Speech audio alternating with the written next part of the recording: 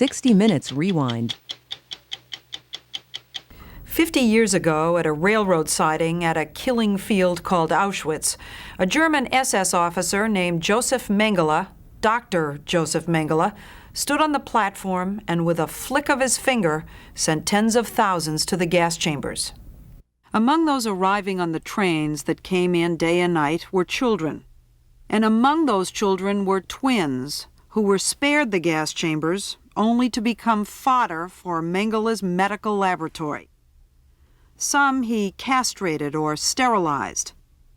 Others had limbs amputated or dye injected into their eyes to see if they would turn blue, all in an effort to produce in a laboratory a master race.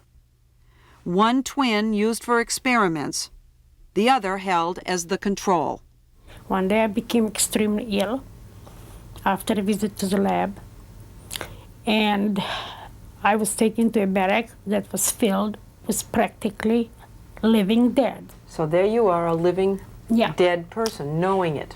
Well, Mengele came in every morning and every evening, twice a day, with 4 other doctors.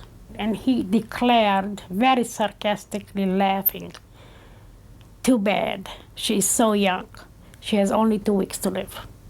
Right in front of you. Right in front of me. To Mengele, the twins were just tattooed lab specimens.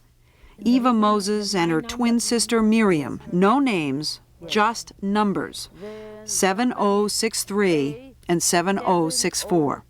He wanted to play God. He wanted to find, by trial and error, how to create blue-eyed blondes, males or females in multiple numbers. 3,000 twins became Mengele's guinea pigs. When Russian soldiers liberated the Auschwitz camp in 1945, just 150 were still alive, and Mengele was gone. In the years after the war, the twins scattered and lost touch with each other. Some ended up in the United States, but most came here to Israel. And as they grew up, they buried the horrors of Dr. Mengele's lab deep within themselves. And Mengele? They say he died in Brazil in 1979. But his name still dominates the German town of Günzburg and is a trademark proudly displayed on the farm machinery the family company manufactures. We went to Germany to find out how Mengele had escaped the authorities and why none of the relatives or company employees who helped him hide has ever been prosecuted. The only one who would talk to us was Hans Klein, the German prosecutor in charge of the Mengele investigation. In the United States, they would be prosecuted for harboring a fugitive. I know this, but there's a difference between the German law and the American law. You couldn't go after the family? No. No, under your law? Under our law, it's impossible. What's impossible for the twins to grasp, what agonizes them to this day, is that Mengele's experiments, all of that torture, turned out to be nothing more than perverse medical quackery. Among Mengele's victims were Kalman and Yehudit Baron, 14-year-old twins. We found Kalman in Israel. Yehudit lives there too, but she refuses to talk to anyone about Auschwitz. This terror, this blind fear, we never knew what's coming. It was either a cold stethoscope on your back, or a needle, or just a tap. We never knew what's coming.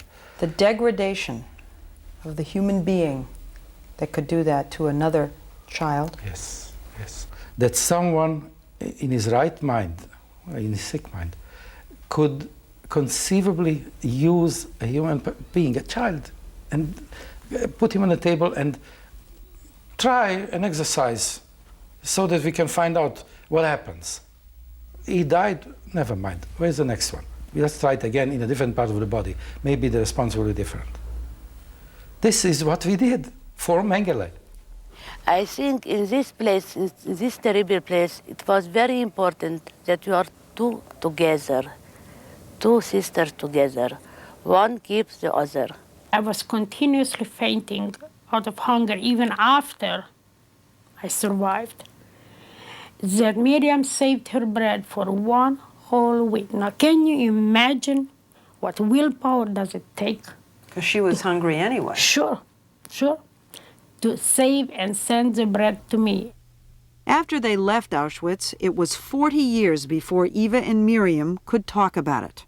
Only in 1985 did she ask me, did you get the bread? And I said, yes, thank you very much. Really? Yeah, she never asked. She never knew in all those years. No, and we never discussed anything from camp. Most of the twins, like Eva and Miriam, kept silent all these years. Some say people didn't want to listen. Others say they simply weren't believed. And many never discussed what happened to them with anyone, not even their twin. Renee and Irene Gutman had just turned 6 when they became part of what Mengele called his zoo. We found them in New York 50 years later. After Auschwitz, they were adopted by an American family. She was a cheerleader, and I played basketball. The all-American kids. Definitely. Oh, Fit yes. right in. Did you? Not really. Tried. Looked like we did. On the surface. Always fit in on the surface. But never inside. Always felt apart, different. Couldn't talk about it. You couldn't talk about it? No. There was a sense of embarrassment.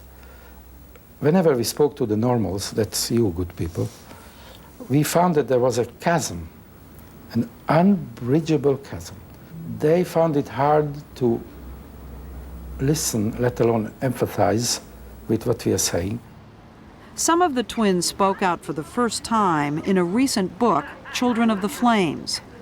But the silence first began to crack in 1985, when Eva and Miriam led a small group of survivors back to Auschwitz to remind the world that Josef Mengele, one of history's most notorious war criminals, had escaped. After Dr. Mengele fled Auschwitz as the war ended, his family here in Germany helped hide him from Allied search teams and then paid to have him smuggled out of Europe and into South America. And as he moved from Argentina to Paraguay to Brazil, his family and the family company sent him tens of thousands of dollars, all the while insisting to authorities that they knew nothing. The story will continue after this.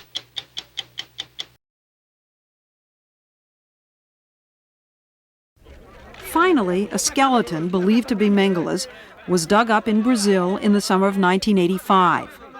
Friends said he had drowned. Documents proved that the family firm in Germany had helped hide him for more than 30 years. But as we said, the German government never prosecuted anyone. Still, executives at the Mengele factory in Günzburg get very edgy when people come around asking questions. Josef Mengele is not here, yeah, and has nothing to do with the company Mengele. The name Mengele is visible in 3-foot-high letters on the building of their factory.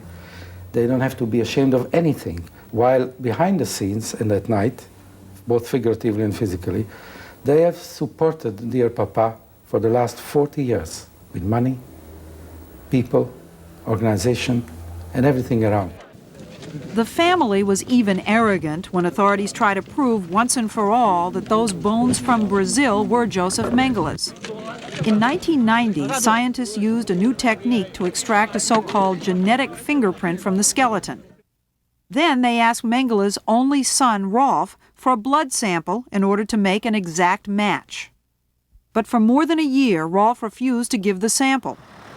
We went to Germany to ask him why, first visiting his law office in Freiburg, where Rolf's partner stopped me just inside the door. When will he get here? I don't know. Will he get here? I mean, today? Then Is he hiding? Well, let me tell you what happened.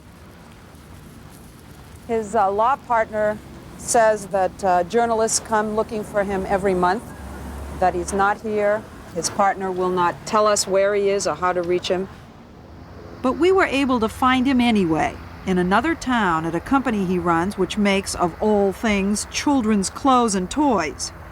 We saw Rolf through a window, but he refused to come out and talk to us, just as he was refusing at the time to talk to German authorities. He doesn't tell you why? Sagt mir nicht warum. He didn't tell me why. He don't cooperate with me. Do you pressure him? Nein. Under German law, that's impossible for me. But Hans Klein seems to have found a way around the thou shalt not pressure law. He simply threatened to dig up the bodies of Josef Mengele's other blood relatives from the family plot in Günzburg to get a sample from them. Suddenly, Rolf changed his mind. Last month, he gave the blood, and now the Germans are waiting for test results they hope will close the case once and for all. But the twins may still not be satisfied, because solid proof of Mengele's death won't help them learn anything about his experiments. Only a few pages of documents about his grisly work have ever surfaced. The twins have no idea what Mengele put into their bodies.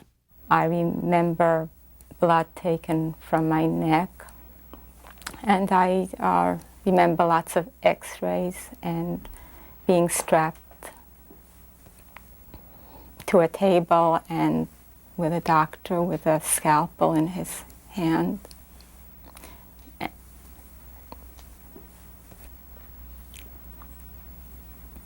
That was 50 years ago. And you are suffering telling me this. It's so hard. It's so vivid. To this day, I tremendous fear of doctors. And today, Irene has multiple sclerosis. But you're in a wheelchair. Is that, do you think, related in any way? I have no way of knowing. Because you don't know what they injected you with? I have no idea. I have no idea. I feel that as a human being, we have a right to know. I would like to know what I was injected with. I would like to know what my sister was injected with. It is possible that one day Eva and all of the twins will find out. Remember, it was the Russian army that captured the Auschwitz camp and the papers the fleeing Germans left behind. At the end of the war, most of those documents were shipped to this special archive in Moscow and promptly labeled top secret. Now, with the collapse of communism, Western historians have been promised access to the files. Not a sure thing that Mengele's records were saved, but for the twins, some hope, if not some justice. I don't think that there is justice at this point. Justice has long past its time. But at least the truth would be very, very helpful to us. 50 years after Auschwitz, the stirrings of a new Nazi movement in Germany scare the Mengele twins. That's why they felt compelled to speak out. They see that sign on the factory in Günzburg and they say, I too have a name worth remembering. Please, the society that allowed, as a matter of course, the name Mengele to act and be a part of society, it speaks volumes about the mores of Germany and its government. You think that name should have been wiped away and... For the next 1,000 years, it should have been mentioned only at night.